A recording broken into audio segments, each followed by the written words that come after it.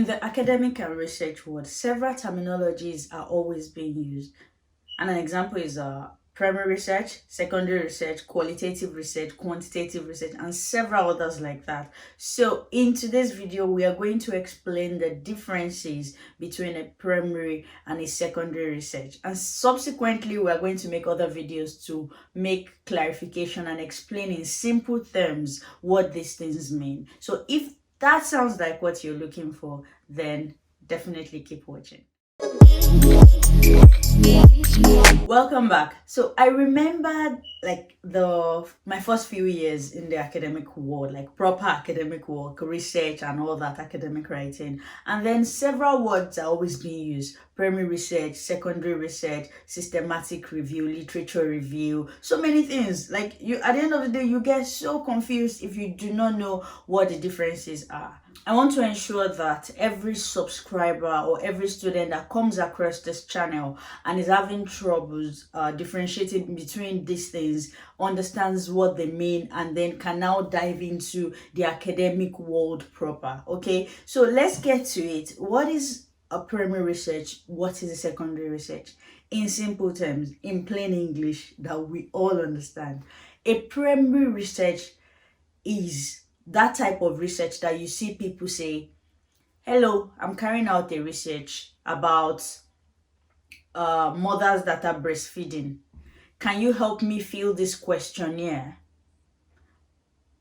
Like if you're if you're a mother that is breastfeeding and then you help them fill that questionnaire, that is a primary research. What they have just done is they have gone to the source, they have collected the necessary information or data which they would end up processing.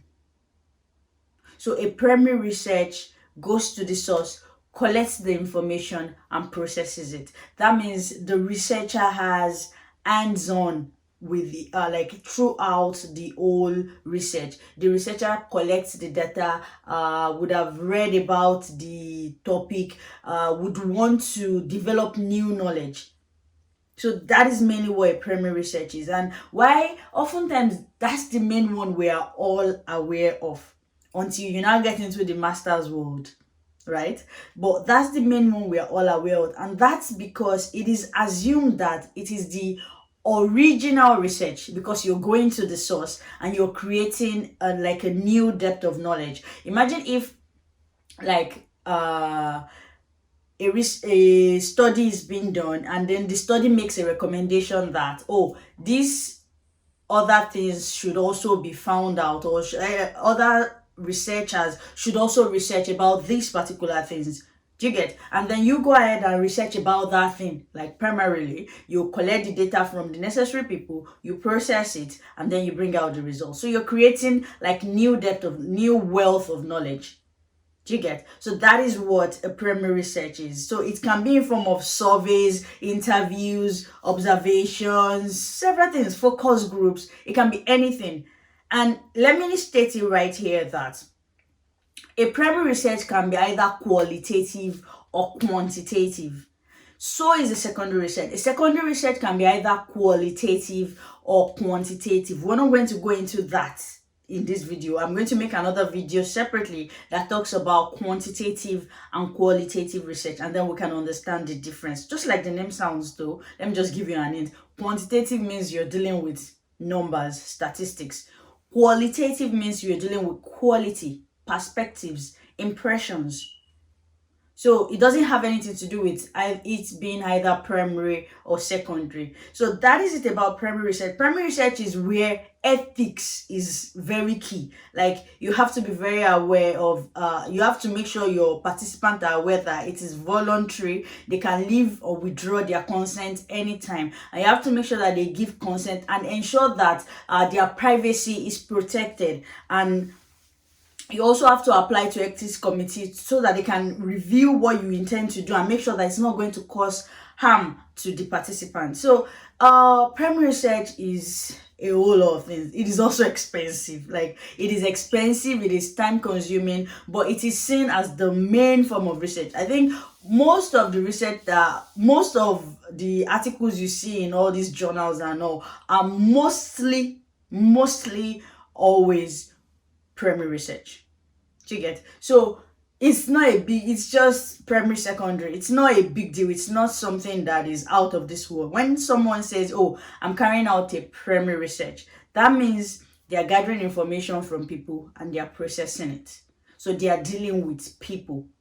So that takes me to the next, to secondary research. Now, what makes it different from secondary research? In secondary research, you're not going to anybody to collect any information. You are not getting a particular focus group and you collect information from them. You are not looking for breastfeeding mothers. You are not looking for patients anywhere. You are not looking for students to get data from them. No, you're not dealing with anybody. Rather, you're going to deal with primary research, right? So what a secondary research does is it brings together several primary research to analyze. Like, you get, say for example, I want to write a topic on the causes of caries, or the prevalence of caries in United Kingdom, a systematic review, right? So a secondary research is a systematic review, and that's what sometimes confuses people. Secondary research and systematic reviews are the same thing. It is a systematic review is a form of secondary research where you gather your primary research, gather it all, and then you now take the data from this primary research, different primary research, you bring out all their data, and then you now analyze. Do you get? So that's why it's not seen as the original, like the original data, in the sense that it is recycling an existing research. It is recycling. But then you understand that this secondary research, now systematic reviews, is the gold standard for like when you want to develop new evidence, when you want to do evidence-based stuffs, evidence-based anything, any evidence-based study. Oftentimes, secondary research, systematic review is always the gold standard. And that's because it's not just extracting information from one group of people. It is combining different sources. Imagine if, okay, primary research now goes to this group of people in Cardiff and collects information about how they breastfeed. But rather, a secondary research will now look for primary research, like several that have done that same thing, bring everything together and then analyze it. So secondary research has more to do with analysis of a large set of data.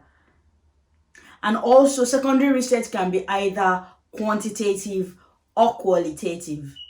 So don't forget, they make use of primary sources. That's the secondary research now. They make use of primary sources, and these sources varies. It might be like a proper primary research that one person has done, or another one done by an agency, a governing body, and all that. But at the end of the day, it is still seen as the gold standard, and I think you understand why. It's rich. If you look at it, that's how I would describe secondary research. It is rich because it is not just examining one thing, it is examining several things when you bring it together. And that's what most people in masters almost always opt for: systematic review. Aside the fact that, well, it only has to do with the researcher in question, you don't have to deal with so many people, and it is not as costly as a primary research, but it could be very cumbersome, like the workload, and it is very easy.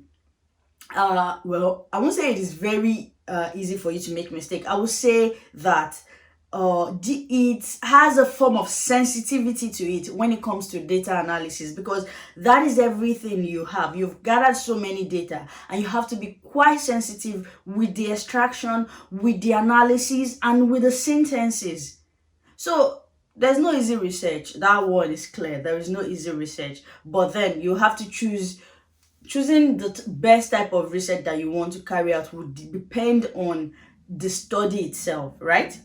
So that's all about primary research and secondary research. It is simple. In summary, what I have said is primary research has to do with people. You go to people or things or anything and gather data from them, right? But secondary research, on the other hand, has to do with collection of primary research to analyze. That is the basic explanation.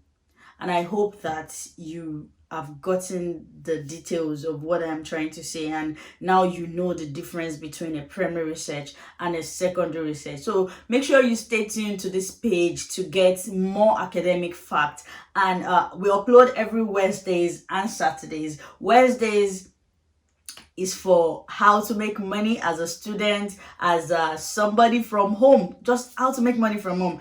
And on Saturdays, we talk about our academic work. So we are all rounded, right? All right. So I hope you have benefited from this video, and you have liked, you have subscribed, and you have sent to your family and friends that you know would absolutely, or your colleagues at school that you know would absolutely benefit from this. All right, till I see you again in my next video, make sure you put a smile on somebody's face. Bye.